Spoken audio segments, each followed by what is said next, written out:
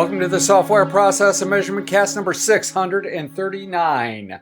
Today, chaos engineering comes to the Software Process and Measurement Cast, delivered by Miko Pawlikowski. Miko and I talked about the definition of chaos engineering, why chaos is not scary, and most importantly, his new book, Chaos Engineering, Site Reliability Through Control Disruption, Manning Publications.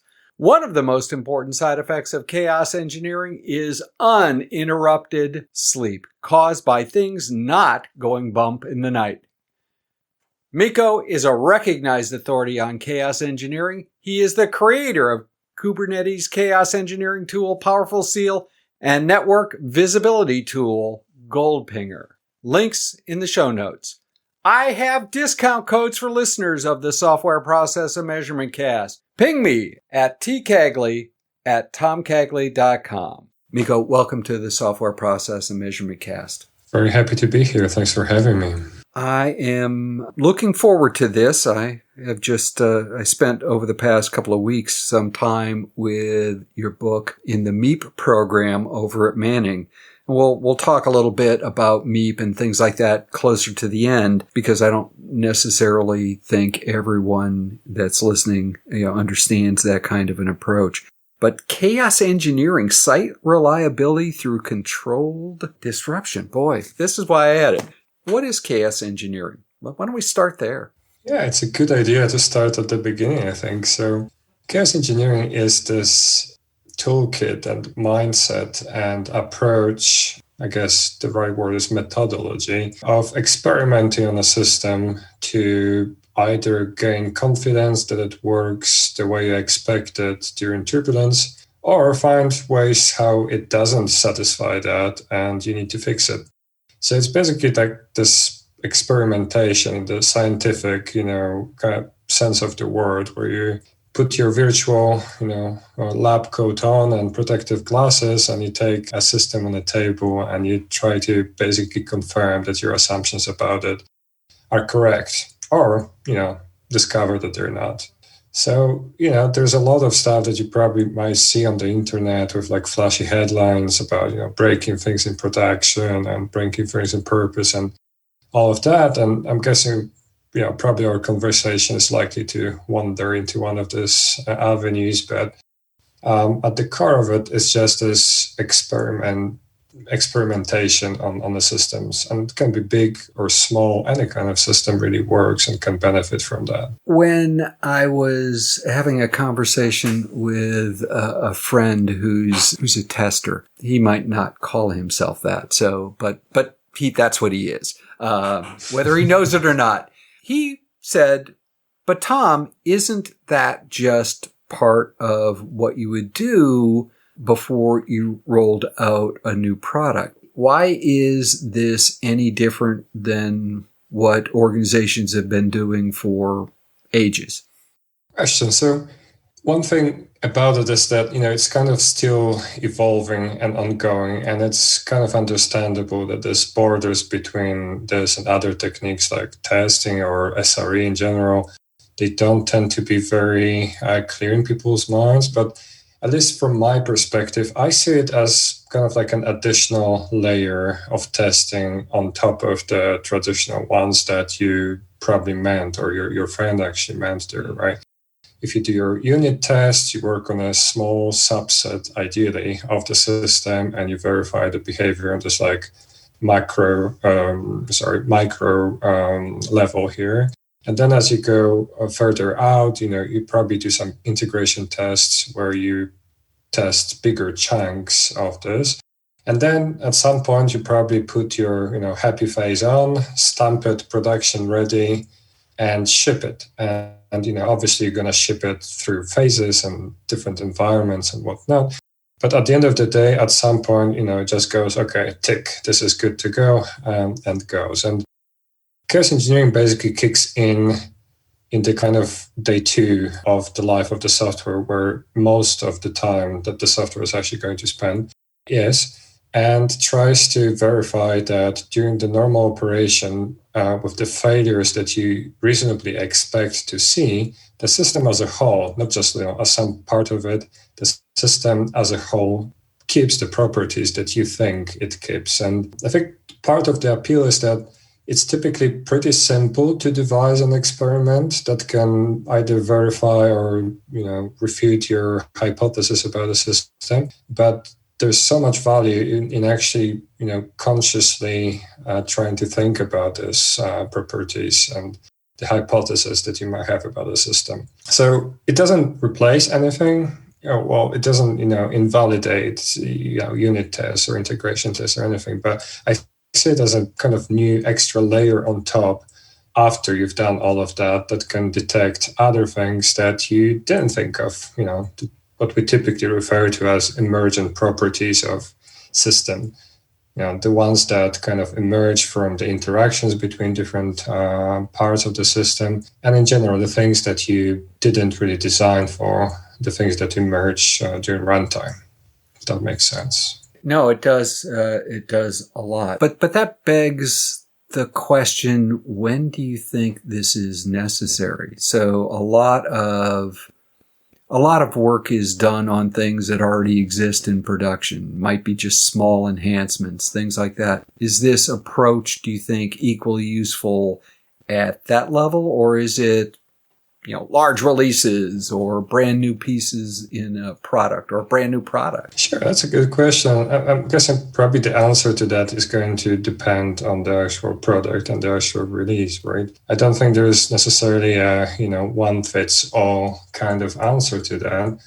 But I do think that, even, from my personal experience, even releases that were supposed to be small incremental changes sometimes bring surprises that could have been prevented if we just spend a little bit more of brain power on trying to think about, what the important properties are and whether we can test it out before it hits the further stages, right? Yeah, well, I've been there before. No, I understand. Yeah. What do you think it depends on? So if it depends, right, it has to depend on something. Risk is obviously one component of that. But if you were to give someone a piece of advice and say, hey, here are the things that I would think about in terms of when I would do this. You have a couple of those close at hand?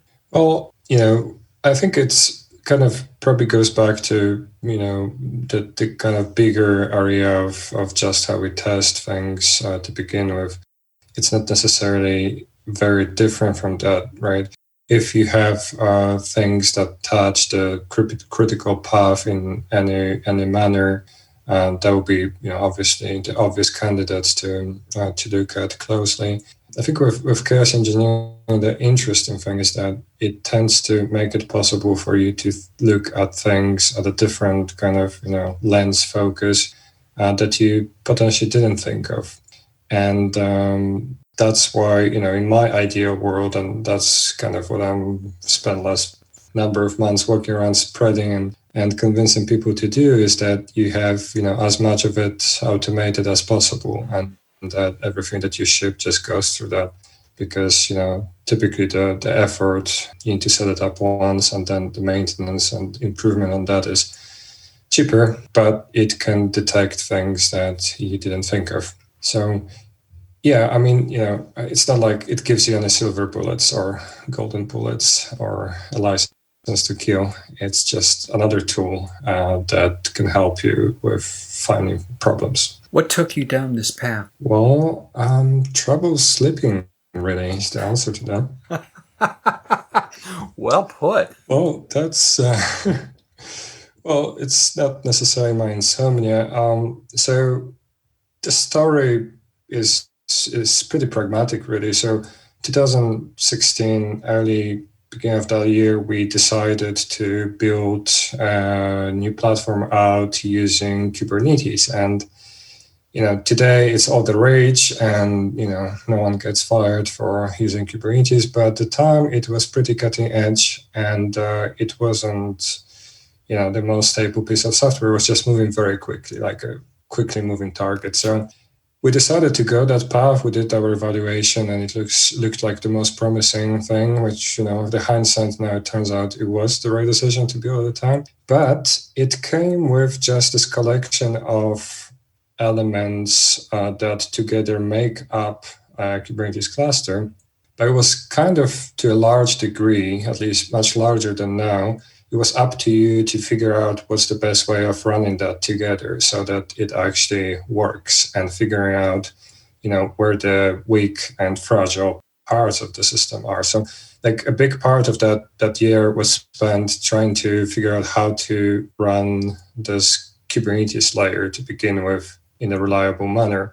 And we just naturally kind of started gravitating towards writing the scripts that were basically simulating the kinds of failures that we were experiencing.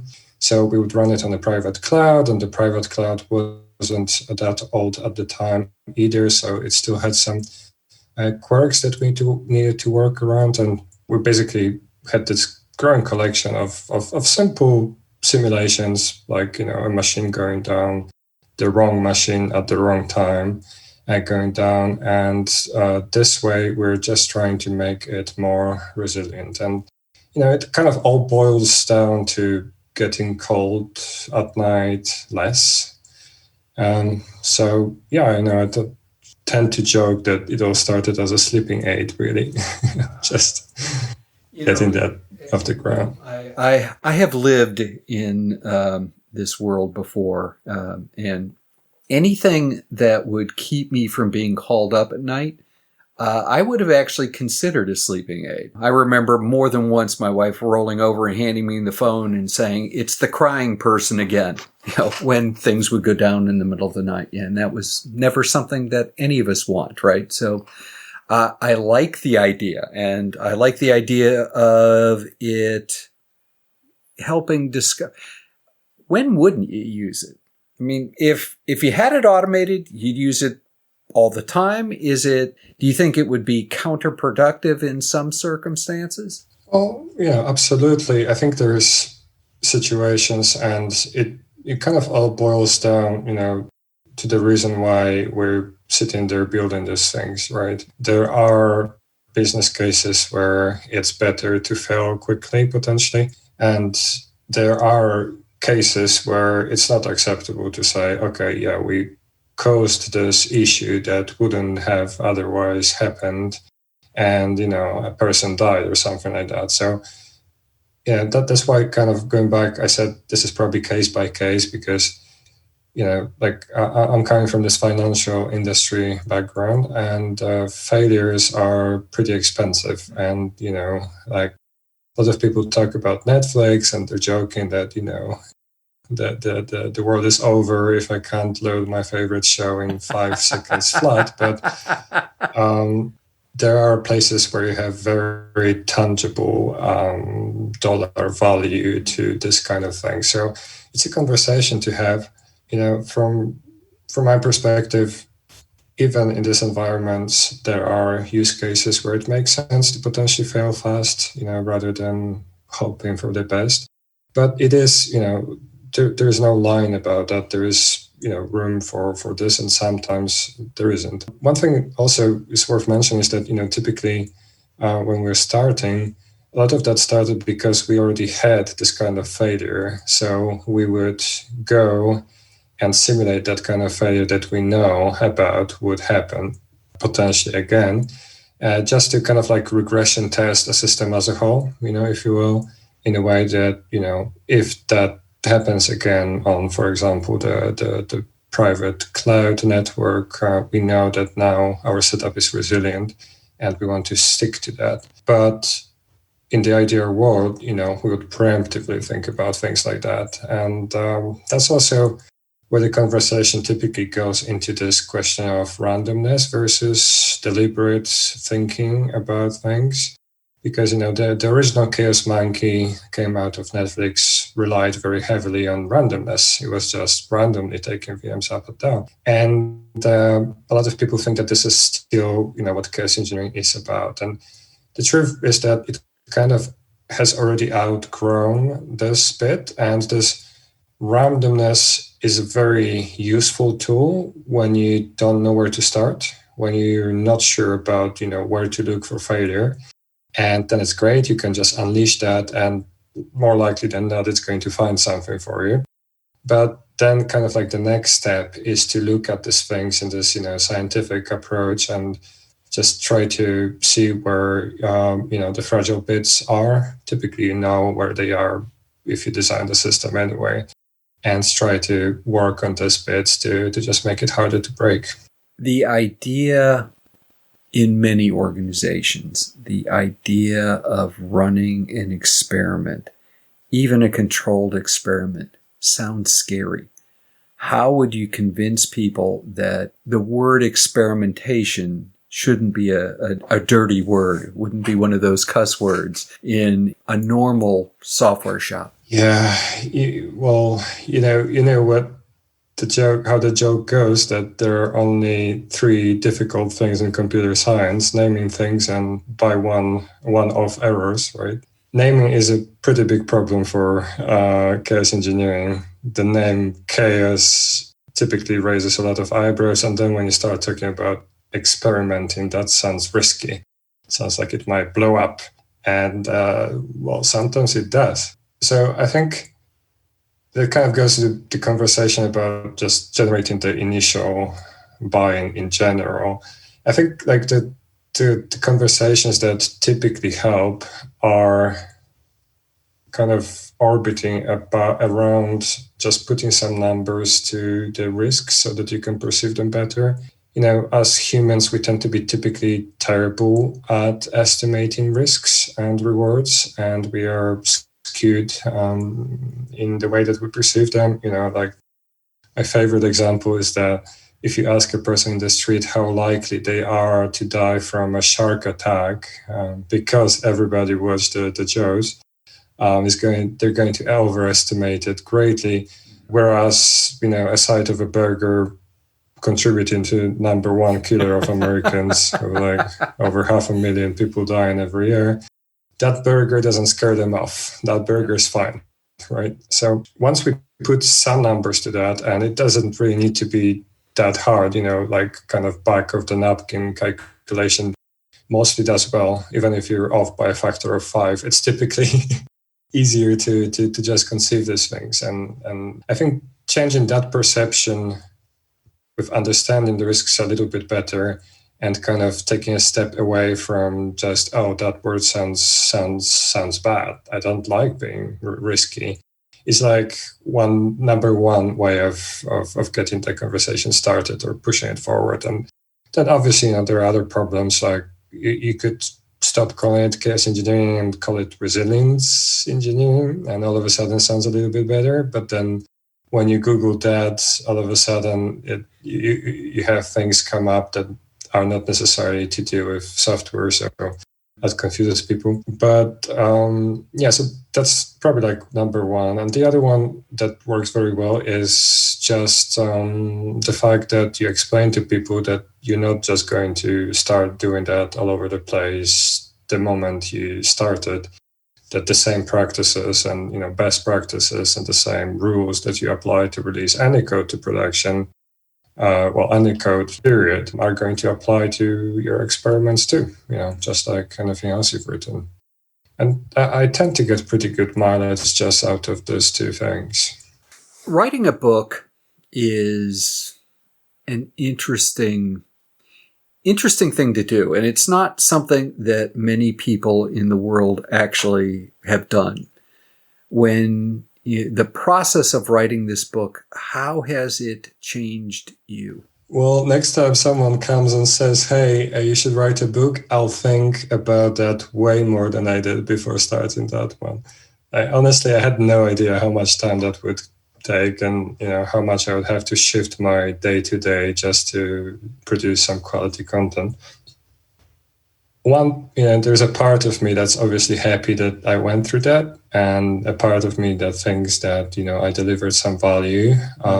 Hopefully, that remains to be seen through the sales of the book over the next few years. But as far as I know, it's the only book that actually has this technical aspect of the chaos engineering in a kind of large spectrum explained to it. Mm-hmm. So that part of me obviously is very happy that that actually happened. There's also a part of me that forgets now that, all the times that I had to wake up at 5 and just to cram in a few hours of writing before I start work. Memory is funny like that. So probably I'll be more and more happy with that over time. There's also a part of me that's happy because, there's this saying that if you can't explain something simply, then you don't understand it well enough. And in this book, I kind of had like an entire collection of things that I needed to kind of give people enough context so that those who are not that familiar with these technologies can get value out of it. So I'm talking about, Docker and Linux containers in large, Kubernetes, how it works under the hood, system calls and whatnot. And part of me, is kind of happy that I managed to, I think, present it in a way that it really shouldn't scare anyone off. Simple enough and approachable enough, and remove all the fluffiness and all the pretense and all of that, and just leave the kind of, the interesting core of this inside of it. So when I explain things now, I think I explain them differently, and I just lost all the pretense of, using big words, because that doesn't get you anywhere. Just using the simplest words possible to describe what you want and go straight to the point. So I'm very happy about that. Who do you want to buy this book? Other than everybody, but assuming that everybody isn't going to buy it, who would you like to buy it? I think that probably like in a decreasing order, I'm hoping that the most value in that book will come to all the people who do SRE kind of roles. And that's kind of probably why they changed the subtitle a little bit to actually include the site reliability in it. It was initially crash testing your applications, and before that it was chaos engineering in action. So yeah, that's the third iteration that actually is going to print. Because these people are exposed to other people's code, and they run other people's systems, and they maintain platforms. And this is where you really need to, have this kind of arsenal, this little toolkit of yours where you know how to work with whatever it is, and you can detect things for people. Whether it's a JVM that you need to work with, or any number of interpreted languages, or, even working at a lower level, kind of next to Linux kernel and stuff like that. And I think for this population, this cohort, I really think that there is a lot of value in there. But at the same time, I try to make sure that the book delivers for any application engineer, anybody who actually writes applications. And I was trying to kind of, even if they might not be exposed to any of the lower level stuff, at least knowing about them and having this mindset of designing things with failure in mind, that, at the end of the day, the point is that failure is not an if, it's a when, right? And depending on your scale, you might be more and more or less exposed to that on a daily basis. But it doesn't mean that the rules of physics apply to you differently if you're just working with a small subset. You just don't see it that much, right? So I'm thinking like everybody who actually develops either systems or even just applications can benefit from this mindset of failure first, and typically it's much easier and cheaper to design something from the ground up with this in mind, rather than retrofit that and try to make an existing system more reliant. Well, reliable, rather, is the right word. If you woke up tomorrow morning, somebody handed you your caffeinated beverage of choice and a magic wand and said that you had the power to change any two things that affected product application development code, what would those two things be and why? So just technical things or any two things? It doesn't matter. Yeah, so I think that's probably unsurprising, but if I could just change that little thing I just talked about, the mindset of designing things with failure in your mind to begin with, that would probably, make the world slightly simpler and easier to understand, and, release a lot of people cycles and a bunch of money, and probably reduce a little bit the carbon footprint of the industry as a whole if we just thought about that a little bit more. And it's not hard. It's really not rocket science, right? You just need to pinch yourself and remember about that. And I think that would be probably not my number one. And I'm guessing you asked for two things because you knew I would say that, as you're probably going to say one thing, right? So in terms of the second thing, I have to have a good think. I don't know. I guess I'll have to come back to your podcast for a second helping to think, to tell you what the second thing is. Well, Mika, this has been absolutely wonderful. So thank you. And as we start to wrap up here, actually, before we do that, the whole idea of getting people to think about taking care of some of these things before they actually happen, it really shouldn't be a new idea to people. Why do you think that isn't? We've been writing code for a long time. Heck, I've been writing code for a long time. Why is this not just part and parcel of how we address applications or products or even, fixes to code? Why haven't we gone down that path already? Well, that's a big one. And, I tend to ponder on that a little bit. I think a bunch of things comes to mind. One thing is that this kind of survivalship bias that people tend to have, it kind of is visible in the way that people think about their computers, right? If you bought a laptop and it outlived its useful lifespan to you, let's say that you've kept it. Well, I have a MacBook Air that I've kept for 8 years, and it technically still works. I could still use it, but So from my perspective, that laptop is basically forever. It lives forever.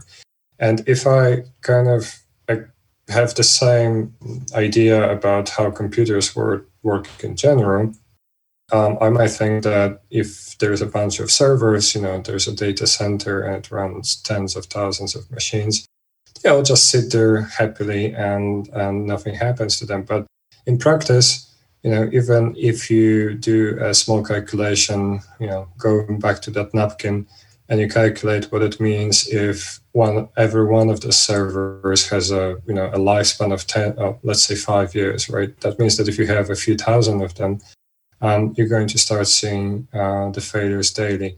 And so if you're not exposed to seeing these things, on average, seeing these things daily, you're probably not going to think about that too much. And, a lot of people who write these applications, they don't necessarily have to think about that. It's supposed to be transparent. And I think another thing is that a lot of, as we grow and there's more and more of these technologies and, the things at a higher level, and people tend to work on specific things, specialize a bit more, as we go, and as there's more material to learn and more things to be expert in.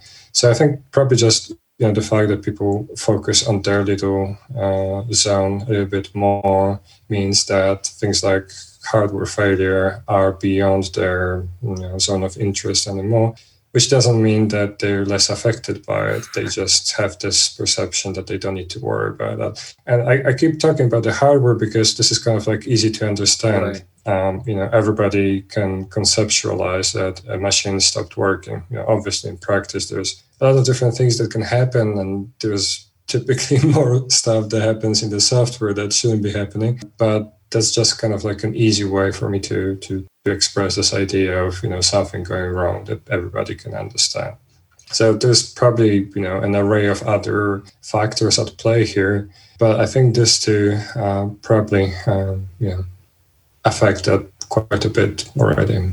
Yeah, a lot of those are true. I spent a chunk of my career working with credit card processing, and just network errors. Hardware network errors were always fun, but in the middle of processing and committing large files, we would find things like people who blew out our arrays and things like that we did not fail gracefully. And that's where my wife would roll over in the middle of the night and hand me the phone and say, there's someone crying on the phone again. Before I even got out of bed, it's like back up and, start to rerun, and I'll be in a half hour kind of thing. So understand, and it isn't just hardware, software, networks, electricity. It's all of those things. This has been marvelous. If people wanted to continue the conversation, how would they go about that? Well, I'm really hoping that part of them will go and snap a copy of the book. Otherwise, there is a website called chaosengineering.news that has my newsletter on it. So if you'd like to hear specifically from me, go and sign up. And if you'd like to expand your knowledge in this still very much a niche approach, I recommend going and checking the awesome chaos engineering list on GitHub. It's an open source list that someone maintains, and that tends to have a pretty good up-to-date resources in terms of tools and some talks, books, all kinds of resources. And when you find others, make sure that you contribute them back to there. And I think that should probably keep you busy for a while. Miko Pawlikowski, author of Chaos Engineering, Site Reliability Through Controlled Disruption. Thank you for spending time this afternoon, this morning, depends on where we are in the world, on the Software Process and Measurement Cast. Thank you so much for having me again. That was a blast.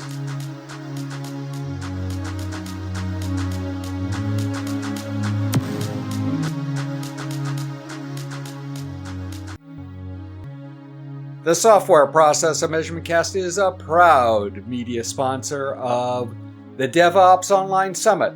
Not to put too fine a point on it, I think you ought to submit a paper if you're into DevOps.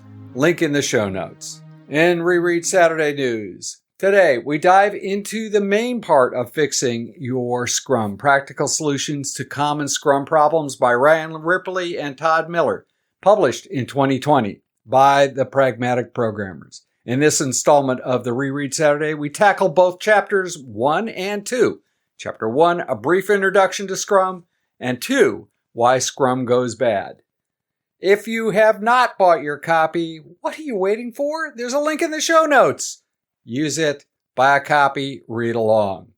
In the next Software Process and Measurement Cast, we'll explore communities of practice. Organizations are increasingly becoming more diverse and distributed, while at the same time pursuing mechanisms to increase collaboration between groups and consistency of knowledge and practice. Good idea? Bad idea? Open question. Also, Tony Timble brings his brand new column to the podcast, To Tell a Story. To Tell a Story will explore the nuances of user stories by a practitioner, consultant, entrepreneur, and science fiction author. Tony does it all. If process improvement is a never-ending journey, why do so many people ask, are we there yet?